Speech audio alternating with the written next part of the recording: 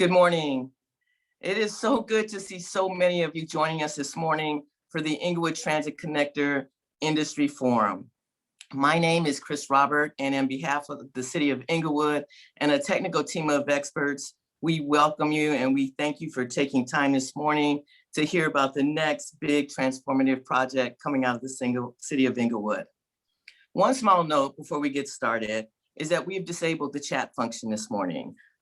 We ask that if you have any questions, that you direct those questions to itc.rfi@cityofinglewood.org.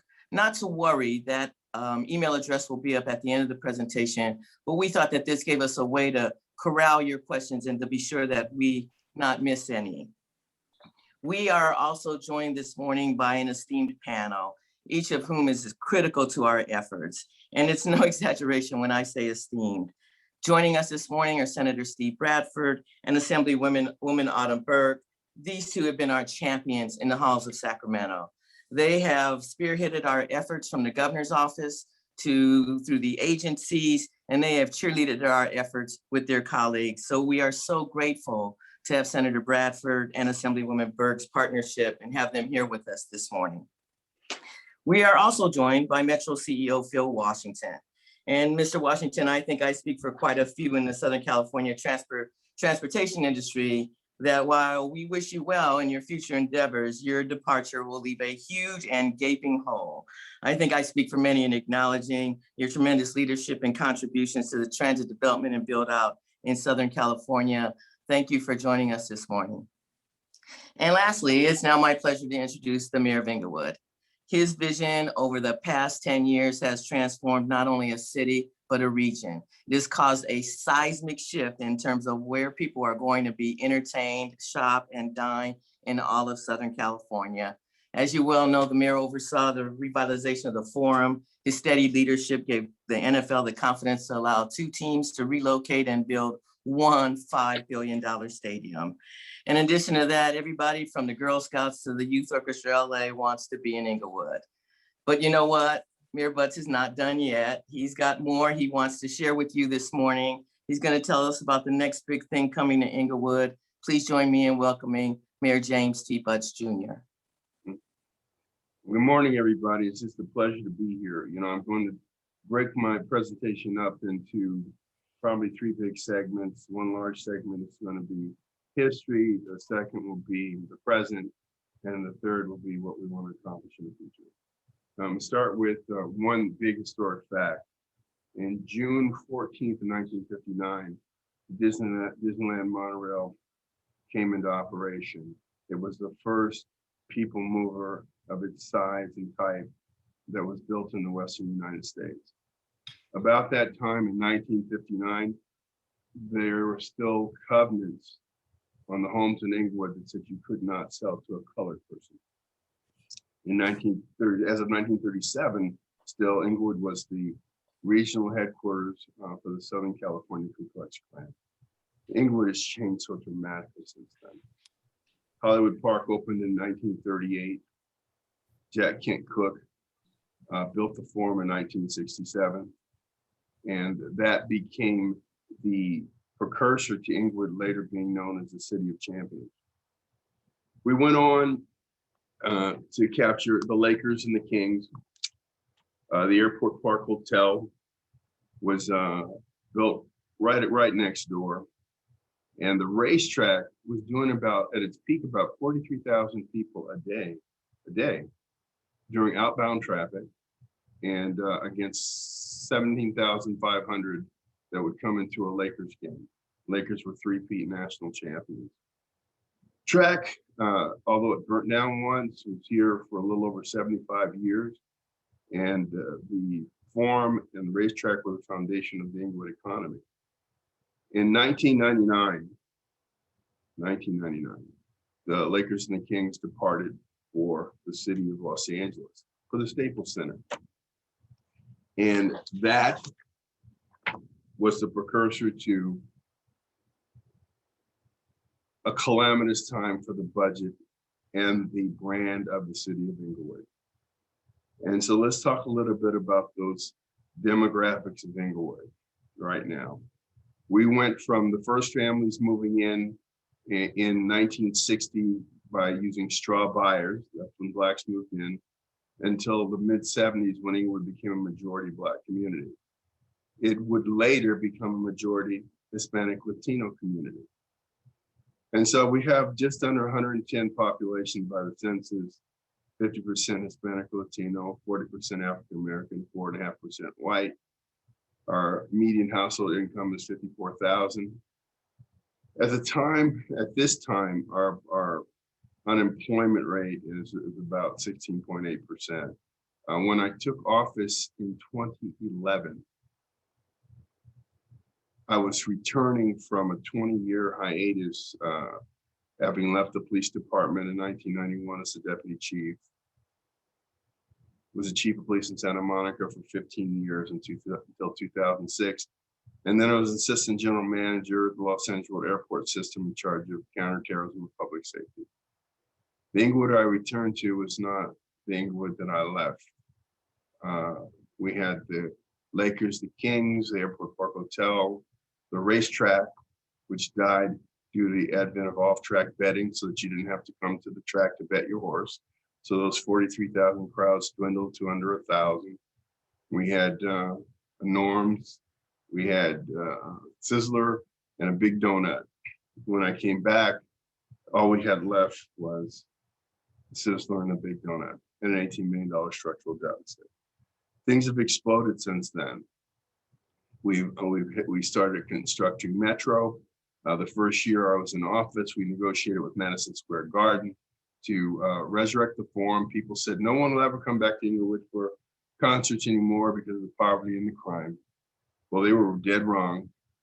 A year later, it was actually 14 months later, Inglewood was the #1 concert venue in the state of California, #2 in the country, and #3 in the world. That success followed with negotiations with the NFL and Stan Kroenke to bring the NFL back to the LA region for the first time in 21 years. And the Rams were soon joined by the Chargers.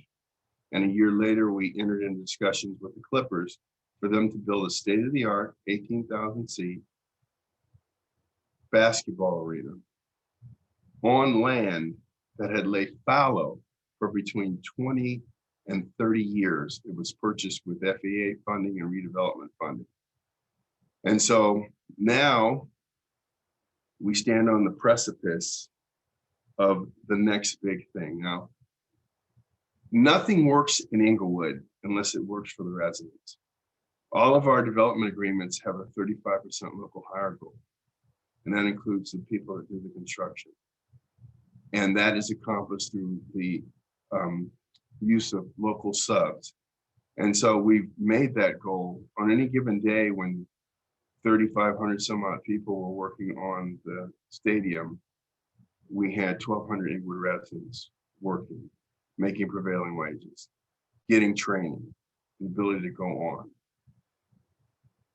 That project was followed by the migration of the Girl Scouts of Greater Los Angeles, 35,000 strong. They moved their headquarters from Marina Del Rey to Inglewood, a mere quarter-mile away from City Hall.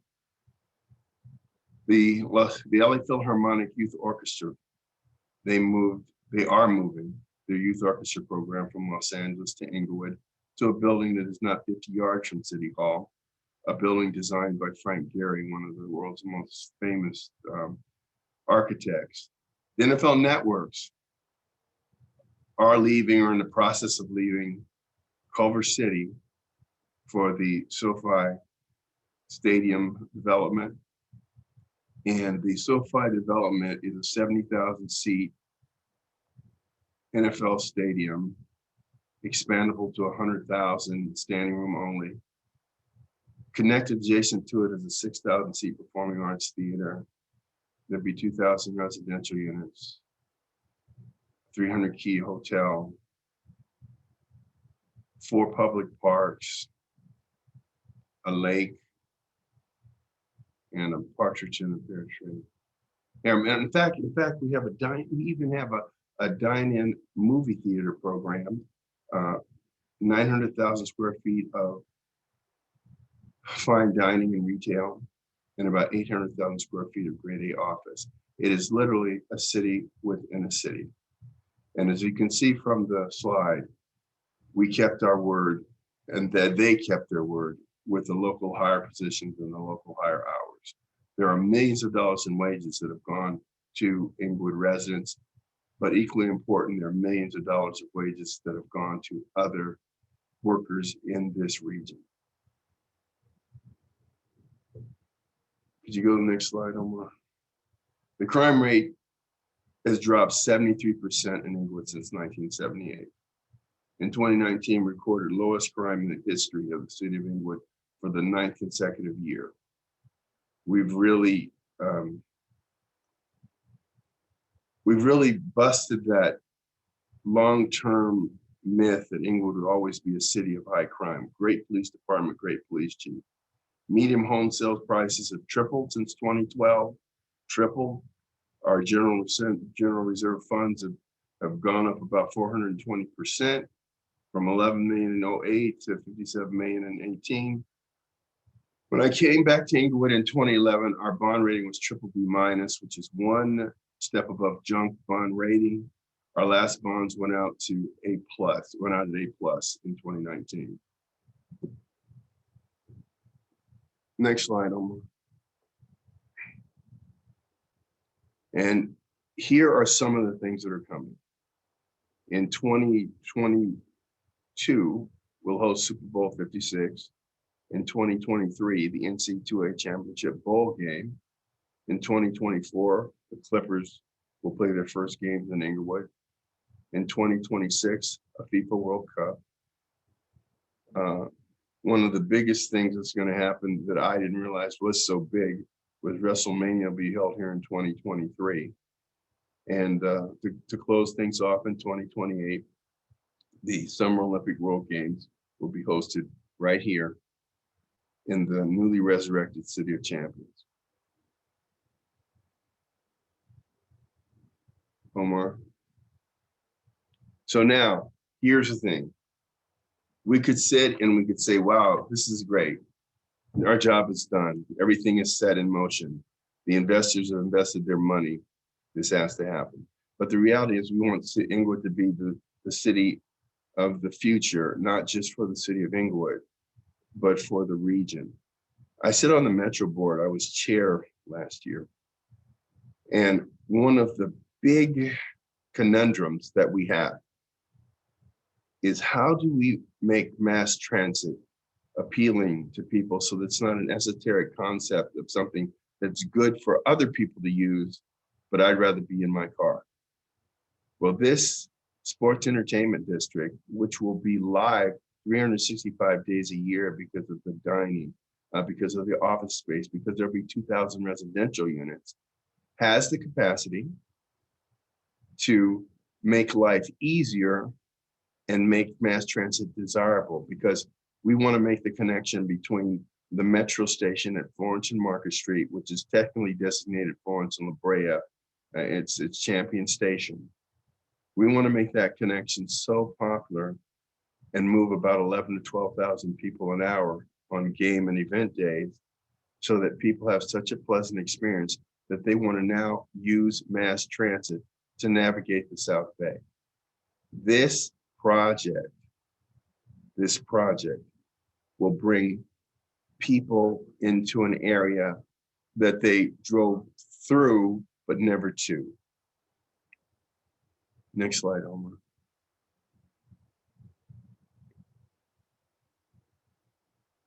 And so by 2040, the ITC project is projected to generate 3 times the growth rate in population. Inglewood is already the fastest growing city in the nation, 2 times the number of households and 8 times as much employment than the city of County of Los Angeles will. And so closing this first last mile gap between Metro Crenshaw LAX line and the Housing and Employment Center and our sports entertainment venues is critical. Now, SoFi is hosting the opening and closing ceremonies of the 2028 Summer Olympics Games, but we believe on good information that they will likely host basketball as well.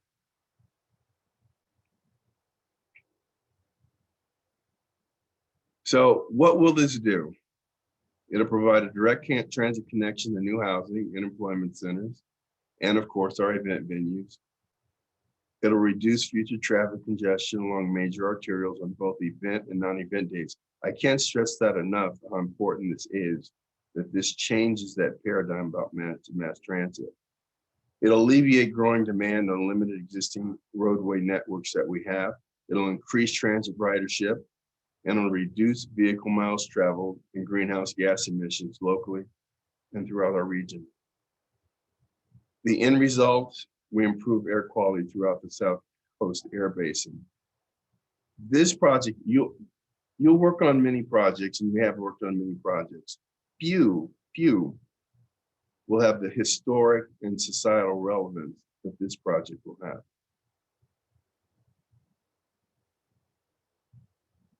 Omar. So needless to say, we have widespread support. And I'm not even going to bother to go through all the names. I'm going to let you just sit and soak that in. All of our partners, particularly Metro, and you're going to hear from Phil Washington soon, because we're going to enter into a JPA with them, because it is very ambitious and unheard of for a city of our size to undertake, put together, and make a transit project of this size work. This is usually something done by a regional transportation agency. But we believe in it, and we believe that we can make it work.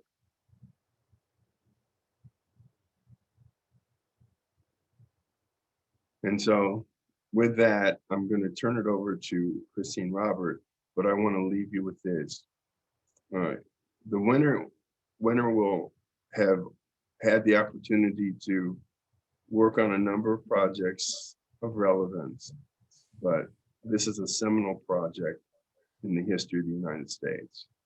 And we look forward to your interest. Thank you very much.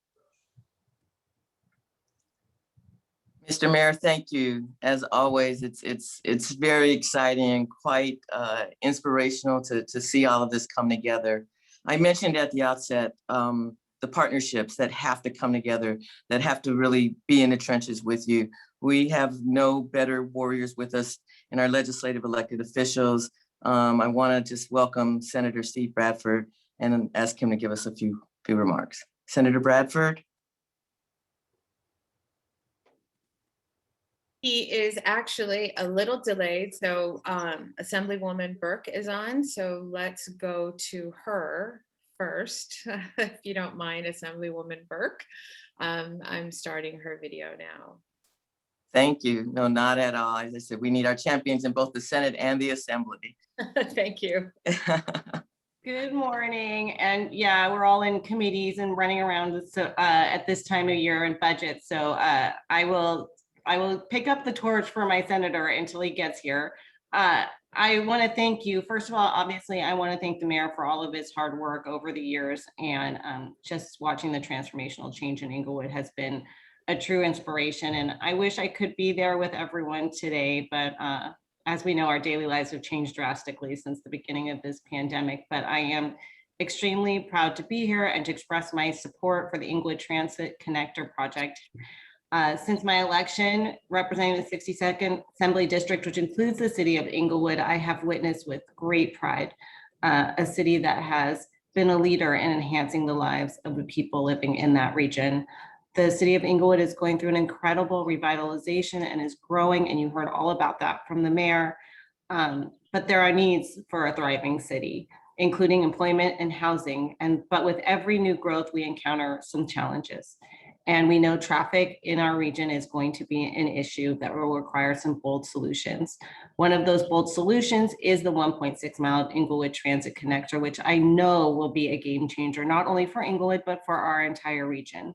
The ITC connects everything we love together, from supporting our local businesses. It creates jobs, it reduces congestion in our region, and it connects to and from the Metro Crenshaw LAX line directly to Inglewood's busiest portion of the city.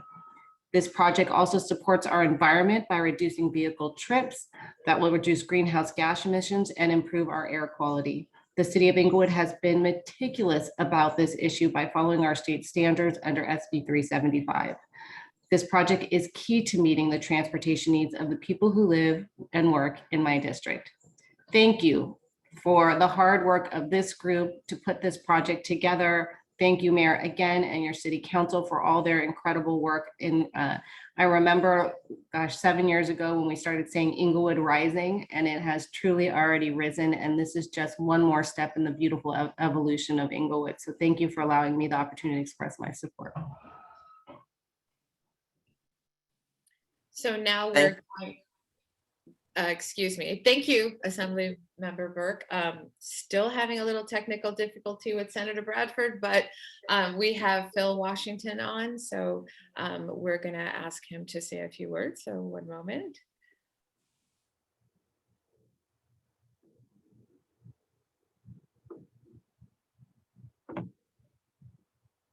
Well, thank you so much. Not sure that my video has started, but let me just say good morning to everyone, and thank you, Mayor Butts, for your great work and for hosting this event today. Really nowhere in the country is a region growing as fast and taking care of its citizens more than the City of Inglewood. And that is really because of the leadership of Mayor Butts. It's been an honor working with you to help move the Inglewood Transit Connector project forward. This project, as the mayor mentioned earlier, has the ability to complete the first and last mile connection from the Crenshaw LAX line to one of the South Bay's most dynamic employment and entertainment centers. As many of you may know, in 2017, we worked very, very closely with the mayor to study a few transit connection options from the metro system to SoFi Stadium. It was ultimately determined that a separate and independent system was the preferred approach, primarily due to the unique operations the system would need to provide. So since then, the mayor and his team, and by the way, a fantastic team, have made incredible strides in getting this transit connector project to where it is today, and working with and examining various ownership structures for the project itself. I'm happy to share with all of you that tomorrow, I'll be presenting to the Metro Executive Management Team our proposal to form the Inglewood Transit Connector Joint Powers Authority. This is to combine the city's efforts and understanding of local mobility needs with Metro's experience developing mega rail projects. I hope this is welcome news to the industry representatives here today, because the formation of this JPA, or Joint Powers Authority, is an important part of our joint mission to successfully complete the Transit Connector project in time for the 2028 Summer Olympics that Mayor Butts talked about earlier. So we look forward to hearing from you about the technological innovations you and your team can bring to bear for this project. We believe in this project, and we look forward to working with the City of Inglewood going forward. So thank you again, Mr. Mayor, for inviting me and allowing me to express our support, Metro's support for this project. Thank you so much. Mr. Washington, thank you again. That's indeed exciting news about the JPA. I want to circle back. Again, we mentioned our warriors in the state capitol who are so instrumental in continuing the funding stream and all the pieces that need to come together, along with Assemblywoman Burke. Certainly no one has fought harder for Senator Steve Bradford. And with that, I'd like to turn it over to Senator Steve Bradford. Thank you, Chris. Is my video working for you? Yes, I can see you. Okay, I can't see myself, but good morning. But first, let me say good health to Mayor Butts. As we all know, he had a little incident last week, and it's remarkable that he's still on the job. So he needs to be commended not only for his tremendous leadership, but his just warrior spirit in spite of his health challenges. So thank you. And I'm honored to not only represent the City of Inglewood, as I've done for the last 11 years since I've been in the legislature, first in the Assembly and now in the Senate, and helping Inglewood move to where it is today, truly the city of champion that it has been and will continue to be today and into the future. Working with my predecessor, former Senator Wright, in securing funds for the Inglewood Unified School District, also assisting with the farm revitalization and securing 25 million and the successor redevelopment successor fund to help that farm revitalization project continue on. So we have to take our hat off to Senator Rod Wright too, who was there with us from the beginning. And so I appreciate it. And now partnering with Assemblywoman Autumn Burke and our newly elected Senator Sidney Kamlager, who joined with me when I initially introduced SB 789, the Clipper bill, and then AB 987 that brought forth the Clipper project. So today Inglewood continues, like I say, to create local jobs through projects such as SoFi Stadium and Inglewood Basketball and Entertainment Center and the Hollywood Park redevelopment, as the mayor stated. These are investments in our communities for jobs in our communities. And the Inglewood Transit Center is one of those projects that will continue to invest in the city of Inglewood and create jobs and local hires, as the mayor stated. The Inglewood Transit Connector is designed to be a world-class transit system. It was discussed in a hearing that I was in just the other day. So it is being discussed all around Sacramento, so people understand the importance of it. This transit connector will connect Inglewood directly to the LA Metro network. So I commend the work that Mr. Washington has done and thank him for his partnership, and it will offer new connections and resources throughout the region. And the state of California has already invested $95.2 million into development of this project. So as I stated, it shows the seriousness of this project and the willingness that the state is investing in and working with to make sure that this project comes to fruition.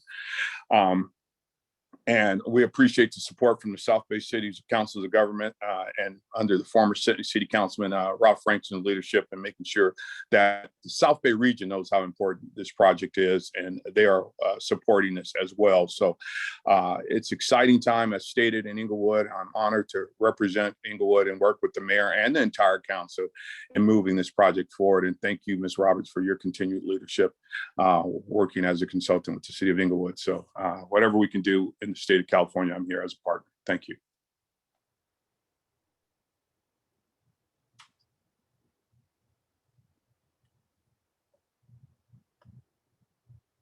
Thank you, Senator Bradford.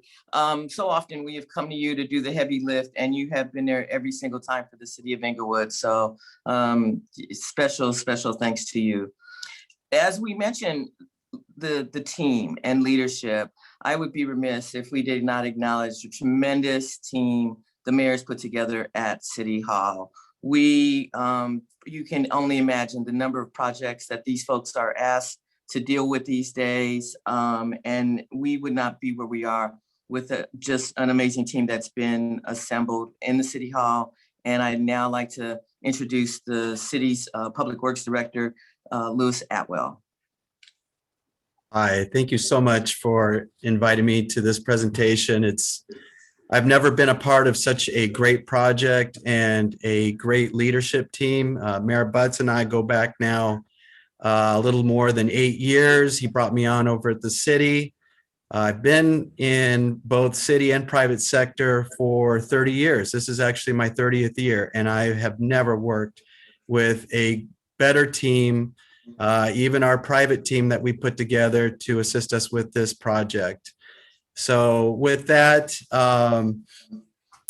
since I've been with the city, which has been 8 years, the mayor has made transportation and traffic our utmost priority. We have been investing more in our transportation infrastructure than in the previous decades.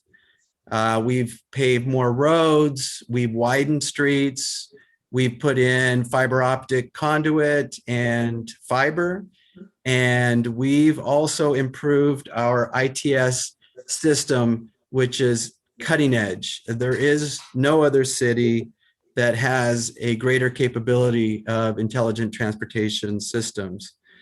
So, but we could not do any of this without, like we was mentioned before, is our private team, and that is Lisa Trifoletti of Trifoletti Consulting and her sub-consultants that have been working diligently on this project. So with that, I'm going to turn it over to Lisa Trifoletti. Thank you, Louis. It's an honor to serve the city and the region, and thank you everybody for your time today and leadership. What we'd like to do now with this section is give an overview about the Inglewood Transit Connector project, talk a little bit about the project, the environmental benefits, the economic benefits, talk about the progress we've made, and then we'll turn it over to Sanjeev Shah and Ryan Yakubik to walk through the RFI and procurement. But what we want to, what has all been said, the Inglewood Transit Connector will provide residents and visitors with the state-of-the-art transit connection. It's going to have a station at the downtown Inglewood Market Street. We're working in collaboration with LA Metro to make sure that that is seamless. We're working to have a station that would connect to the Forum and the SoFi Stadium and the Hollywood Park development. And then also within a very short walk to the Inglewood Basketball and Entertainment Center.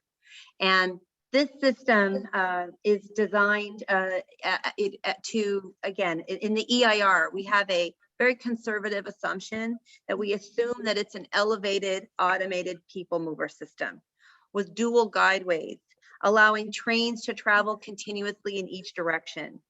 Several trains could operate at once, depending upon ridership need. And the APM is designed to accommodate 9,000 to 12,000 people during the peak hour and on event days. This ITC project includes critical facilities that are necessary, such as a maintenance and storage facility, which is proposed at Manchester Boulevard between Spruce and Hillcrest.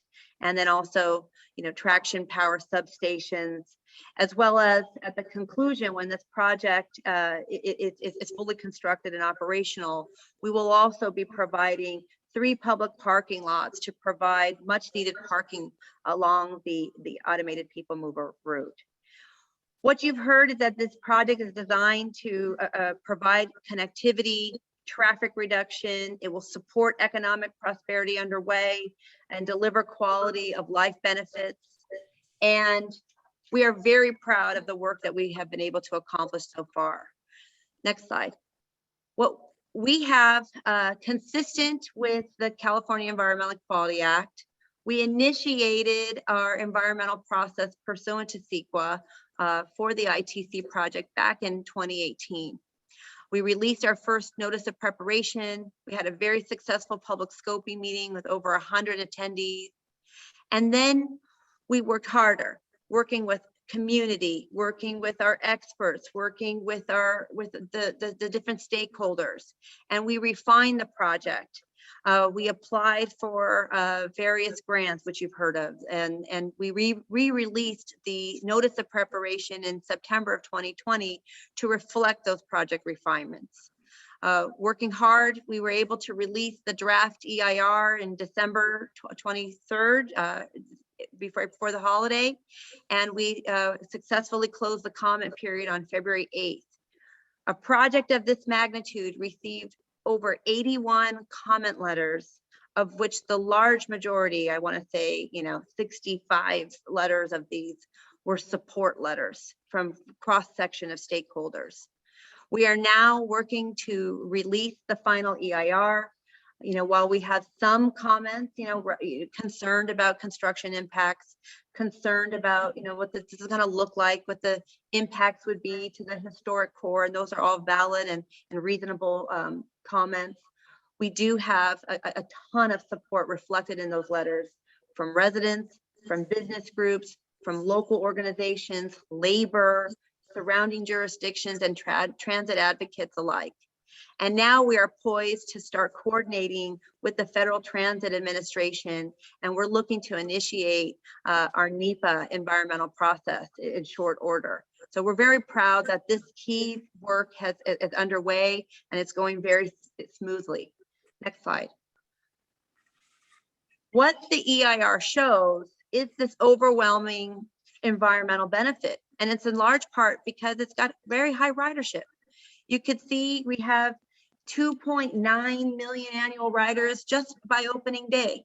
And that includes both event days and non-event days. So that's every day, because we plan this not just for the major events, but for every day. As this is the greatest center for growth for housing in the region.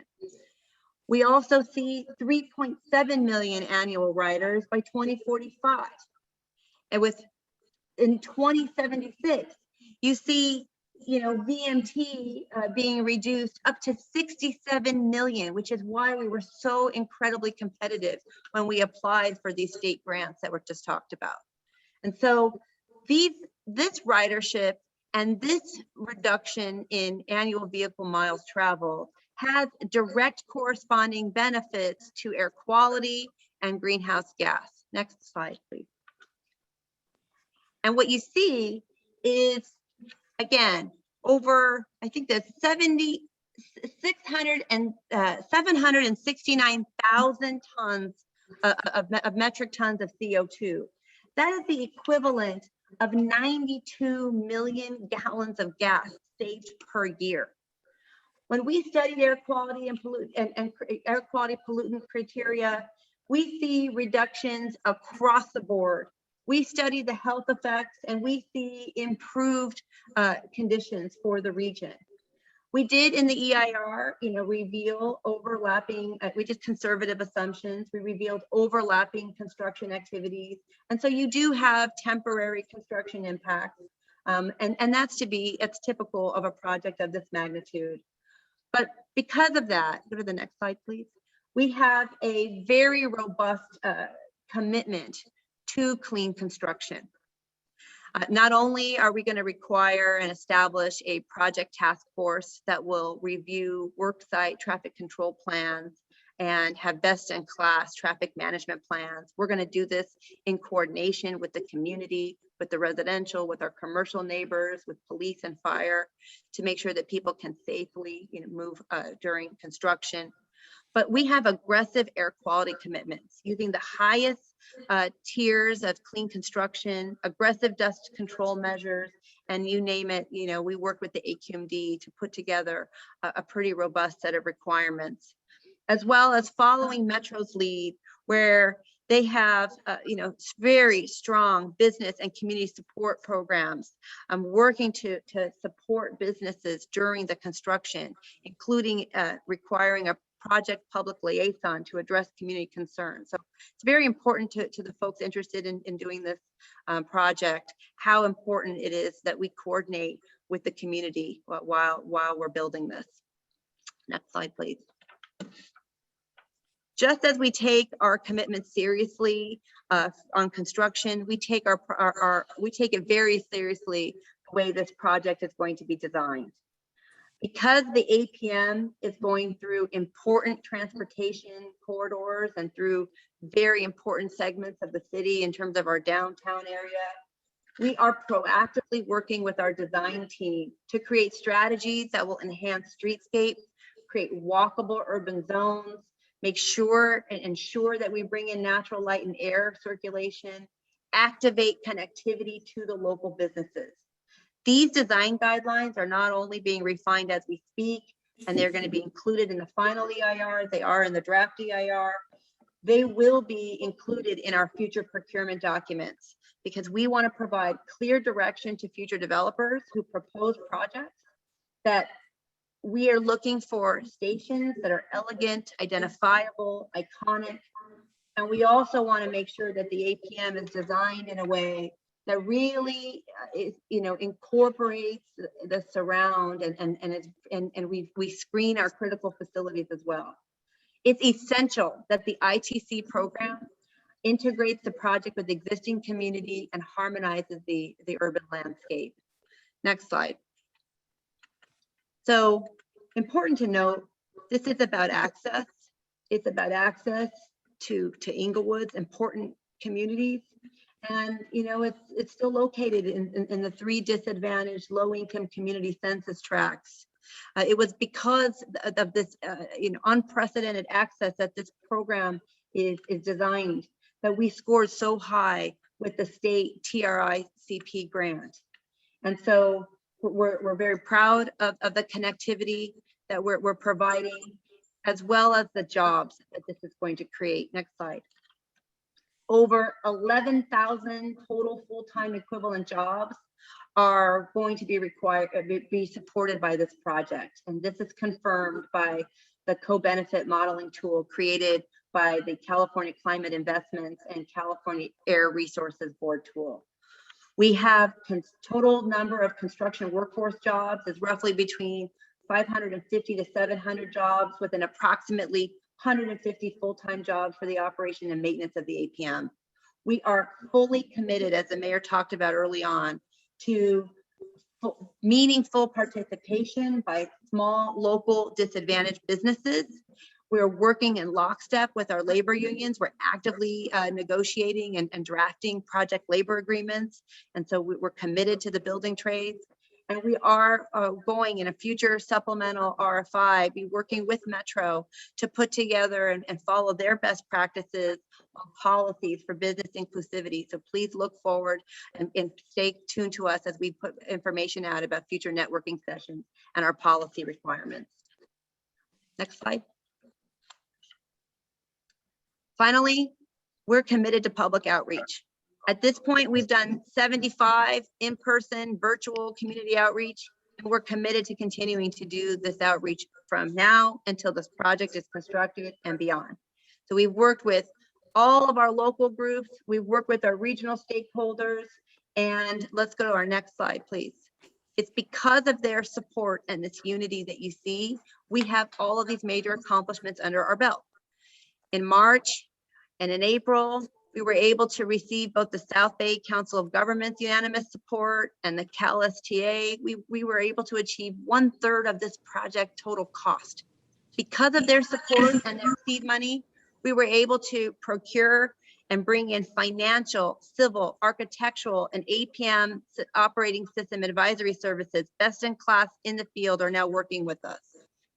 Because of the mayor and because of Metro's leadership and Phil Washington, we executed an MOU in November, and that has now led us to this historic moment where we're about to have our joint powers authority before the Metro board. And just yesterday, the city council approved it as well.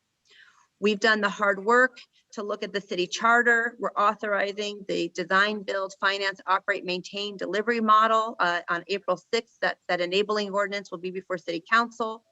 And we've also made today possible with the initiation of the request for information. And we're very excited that so many are interested. And upcoming, we've got ballot measures. We're looking at federal grants.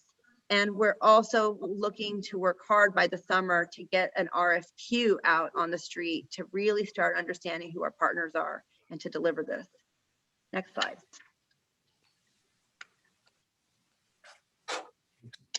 So with that said, I'm going to turn this over to Sanjeev Shah.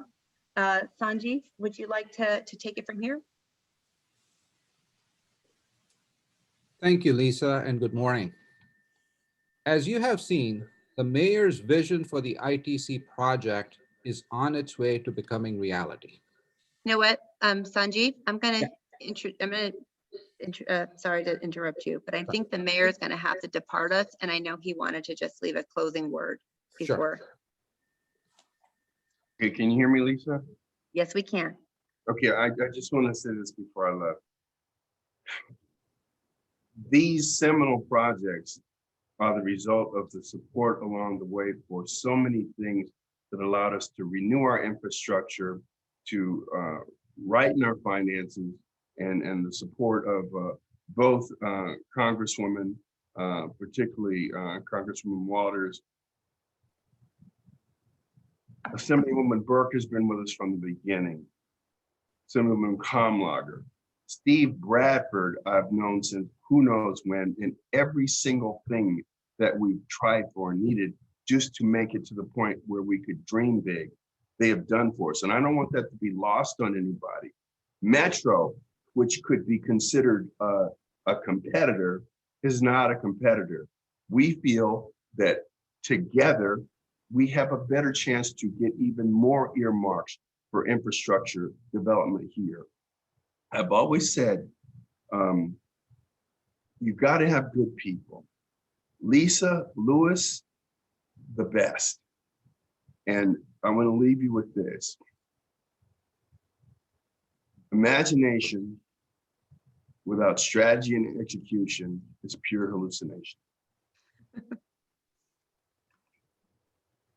100% of every single project, every single entity that we have attempted to draw to the city of Inglewood has occurred within the last 6 years. There are only 3 cities in this country that were able to attract 3 professional sports teams. San Francisco, New York, Los Angeles. We did in 2.5 years what took them a generation. And so what I wanted to leave you with is that if you bid for this project, you're bidding to be part of 100% winning team. And Lisa and Kristen, thank you for indulging me that last comment. Absolutely, sir. Okay, we'll go back to Sanjeev. Maybe you want to start over.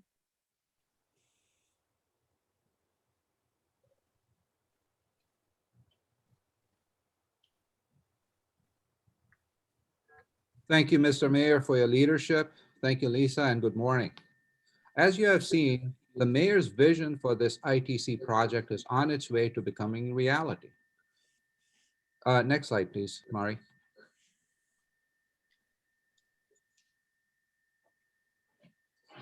Through this RFI, we are seeking your input to help make for a cost-effective reality.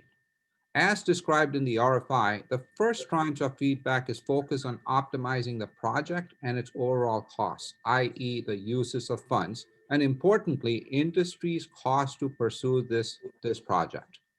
The next tranche of information, if the RFI, will address the funding plan and more on that later. Next slide, please. You may have read the draft EIR. While the project being environmentally cleared, as Lisa mentioned, covers the maximum envelope, we recognize that the maximum peak demands occur for about 3% of the annual service hours. The remaining service hours are stable at a demand that is about 40% lower.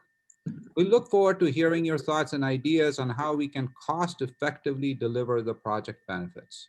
Next slide, please. The city is committed to a fair, transparent, and open procurement process.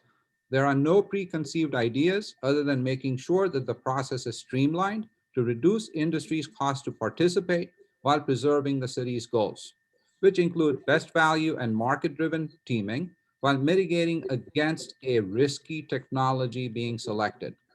And importantly, assuring meaningful opportunities for our small, disadvantaged local businesses and workforce. Next slide, please. Here is our view of how technology risks play. Service proven means the least risk, but it can cut off innovation and other cost-effective options. At the other end, a technology that is at an idea or a concept level introduces research and development risk as far as deployment goes. The city is not in the R&D business. So somewhere in the middle, we believe lies the true answer. So we look forward to your thoughts as to where that middle point or the balance point would be. Next slide, please. As you all know, 2 components come together to create the project, the infrastructure and equity and the transit technology. There's a range of variability in terms of capabilities, and also there's a limited number of technology suppliers. So the procurement process that you see outlined in the RFI was conceived as our heavyweight champion, if you would, to best meet the city's objectives. Next slide, please. There are two parallel steps. The first step is to pre-qualify technologies. And in parallel, there would be a step, the RFQ step, to shortlist the infrastructure and the equity teams. Market-driven integration from the pre-qualified and the shortlisted teams will create the integrated teams that would participate in the request for proposals. A draft RFP with one-on-one meetings to optimize the projects and the risks would lead to the final RFP, resulting in bankable proposals, technical and price. Next slide, please. You have now heard the thinking behind the information provided in the RFI. So please review and provide your feedback. How do we optimize the project, the procurement, and importantly, how does federalizing the project help hinder the process? What are the risks and how best to allocate them in your view? The second tranche of RFI information will address the funding plan, i.e. the sources of funds, and Ryan Yakubik will give you a preview of coming attractions. Ryan? Thanks, Sanjeev. As you've heard earlier in the presentation, the mayor and the city have made really big things happen in Inglewood, and they've continued to demonstrate this ability in securing grant funding for the project. Early in 2020, Inglewood received a $95 million grant from CalSTA's Transit and Intercity Rail Capital Program. This was the third largest grant in that program and is equally impressive considering some of the other major players who are receiving funds in there, including LA Metro and BART. In addition, last year, the South Bay City's Council of Governments also unanimously voted to allocate $234 million from their Measure R Highway Program funds to support the ITC, a huge vote of confidence for transit in an otherwise car-centric world of Los Angeles. Together, these funds represent more than 30% of the estimated project costs, and along with the city's pledged funding, is a solid starting point to build the project plan finance. Next slide, please.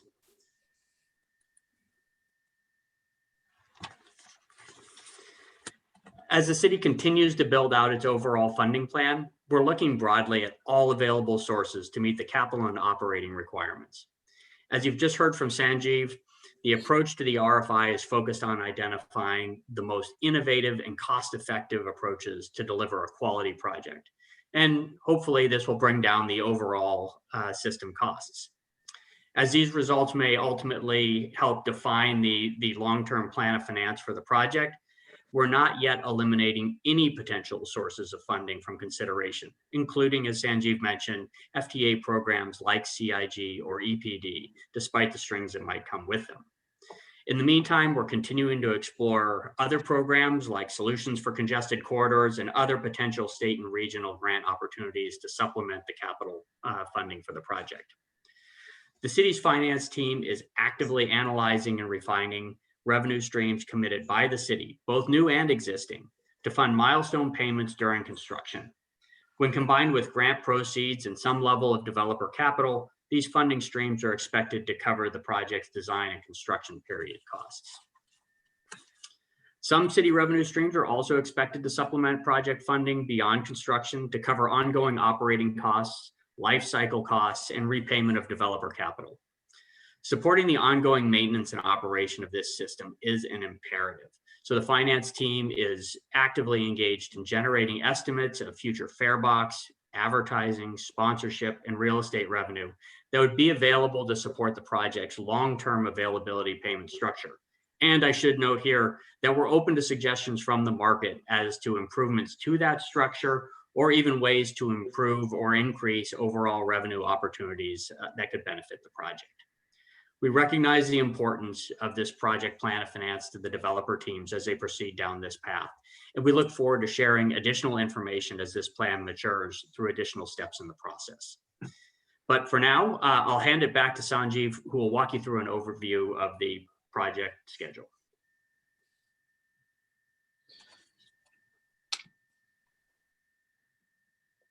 Thank you, Ryan. The schedule you see certainly looks aggressive. We recognize it's an aggressive schedule, especially when contemplating potential federal participation.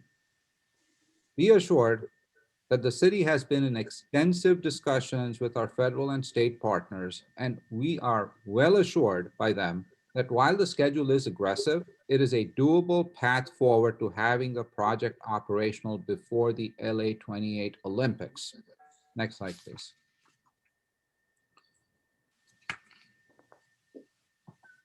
The RFI provides specific details on how, by when, and where to provide your feedback. It is due by April 2. If you're interested in one-on-one meetings with the city, please submit your registration forms and backup information for the city's consideration no later than March 18th, which is tomorrow. The city will consider the request and advise selected participants by March 22. At this point, I'd like to hand it back to Chris.